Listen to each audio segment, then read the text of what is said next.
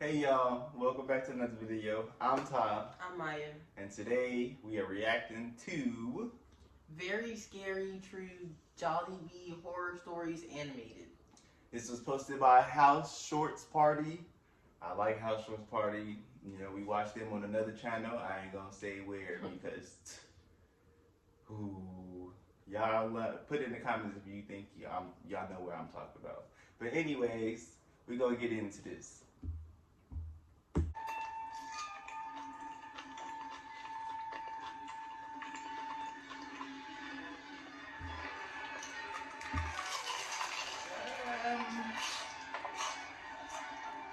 I'm already disturbed.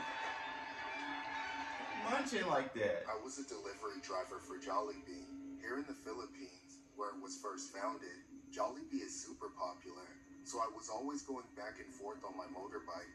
I loved to work the overnight shift because it had the least traffic, though it could be dangerous for other reasons. The best part of the job, though, was by far the access to free fried chicken to take home.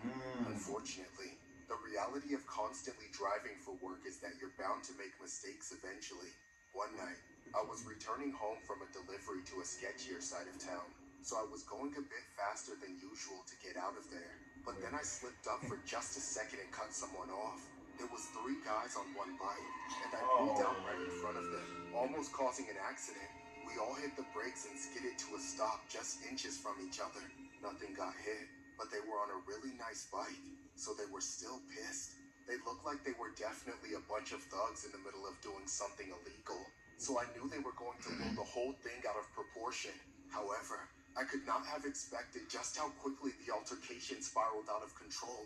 Hey, puta, are you trying to kill us? No, no. I'm sorry. I just didn't see you. It's been a long night, you know. You're lying. You almost sent us flying, fool. It was a mistake, okay? Calm down. You little bitch. I'm gonna make you bite the curb.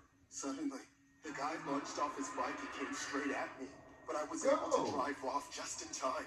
They started chasing me down, so I tried to cut corners fast and lose them, yet they were still on me the whole time.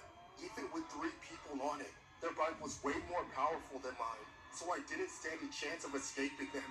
They followed me all the way back to Jollibee, where I had just enough space to run inside and lock the doors. My coworker asked me what I was doing, but I told her to get the owner. They both came out right as the guys on the bike showed up and started banging on the glass. My boss asked me why I locked out the customers, and I explained that they were only here for me. They started shouting that they were going to kill me. I didn't have to do any more convincing. My boss told me to go upstairs while he and my coworker went out to calm them down. I watched the entire interaction from the second floor window. The longer it went on, the more I realized I screwed up. These guys weren't your average road ragers. They were violent criminals, hopped up on their own supply, just waiting for a target, and I gave them one. Within a few seconds of them talking, one of them shoved my coworker in the face, causing her to drop to the ground. She crawled away while those animals spat on her. Then all three of them turned their attention to my boss. He tried backing away, but he was quickly surrounded. They kept pushing him, trying to egg him on into defending himself. He was smart about it though, and kept his hands up without throwing any punches, no matter how many times they hit him. Sadly, what they were saying was as bad as what they were doing, maybe even worse. They started out by saying they just wanted me to come outside, but as things got more heated, they were threatening to kidnap my coworker and burn the place down. Then it devolved into them saying they would just take everyone out. I wanted to call the police, but my phone was still mounted on my bike, so there was no way I could Do they not have a phone in the store? Finally, I decided to man up. I didn't want anyone else to get hurt or taken out. What had happened was already bad enough. I was ready to go down and deal with them myself, no matter what they wanted to do. It was better than letting them go any further with my coworker, who was still out there and completely vulnerable. When I went downstairs, they were all still distracted by my boss. They didn't even see me through the glass. I hesitated, watching them from inside for a few more seconds, until I finally pulled myself together. I finally walked outside. Then everyone stopped. I had my hands up, and I was apologizing as quickly and genuinely as possible. I went over to them, standing away from the store so I could get them to leave the others alone. They came at me slowly, like they were deciding the best way to make me suffer. I was still praying to God in my head when the closest one of them, standing about 6 feet away from me, pulled something out of his waistband. I only had an instant to recognize that. I was looking down at the steel barrel before. Kuya, what the hell? Why did you do that? Shit, it was an accident. Hello? Please hurry. I don't know if he's gonna make it. He's calling the police. Kill him too. Screw that. It's too late. Let's get the hell out of here. Well, come on then. Let's go. It was 3 men on a motorcycle. I think it was green. I'm not sure. They had tattoos, short hair, about 5'8", muscular build. They just took him out and drove off. This story was inspired by a disturbing jollibees incident that happened in the Philippines. A man has been arrested for taking out a fast food delivery driver following a traffic altercation early Sunday. Albert Budlat, 22, resident of Malate, Manila, and employed at the Jollibee Philippine General Hospital Taft branch, passed away after 3 men went after Budlat inside the store in Manila and took him out with a firearm. Police have arrested a suspect identified as Jason Ignacio, 28. The victim had just gone out of the store to make a delivery around 3 a.m. when 3 men riding on one motorcycle cut him off in a counterflow, which resulted in an argument.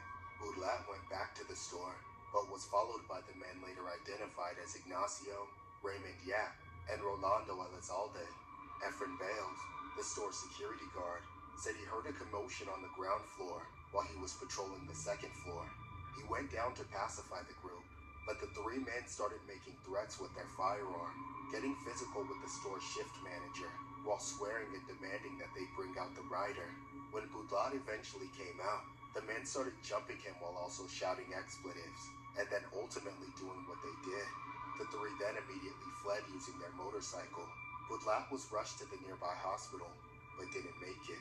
The incident led to the arrest of Ignacio, while the other 2 suspects remain at large.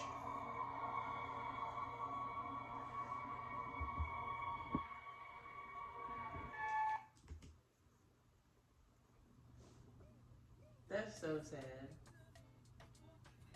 Bruh. I'm finna be like, bruh, if you don't go out there and just get the... And he had But they had guns. Oh my god. They had to have a gun. Oh. Did they not have no other phones in the store? Oh, that too. Why don't got no phone in the store? And why is your phone mounted to The bike. the bike? Well, because he was riding it. That don't matter. Did You y'all got not kids? have pockets? How big is the No. phones? What kind of phone? No, think about it. You riding your bike and your phone in your pocket, it might fall out. I won't, especially not on a motorcycle. That's why you wear specific. Maybe I just over prepare for stuff. Oh, that's messed up. That is. He should have. They needed to have some type of weapon in there in the Jollibee. Thought the manager was finna swing out a bat or something.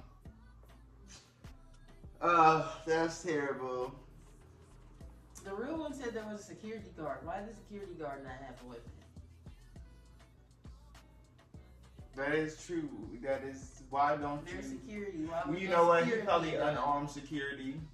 And if anything, did you hear? Did you catch which state? I mean, what country? Philippines. Philippines. I don't know about the gun laws out there. I don't think they're supposed to have them. If I'm not mistaken, I don't know. So it might have been an illegal firearm they had or something. That's why it was a big shocker. Oh, you can't even deliver food. Y'all like, comment. Subscribe. We'll be back with another video. Probably another horror one, because that one I need to. Oh goodness. Yeah, that was Like that was more sad than horror. I'm sad. Yeah, that wasn't scary. That was just sad. Very. See y'all next time.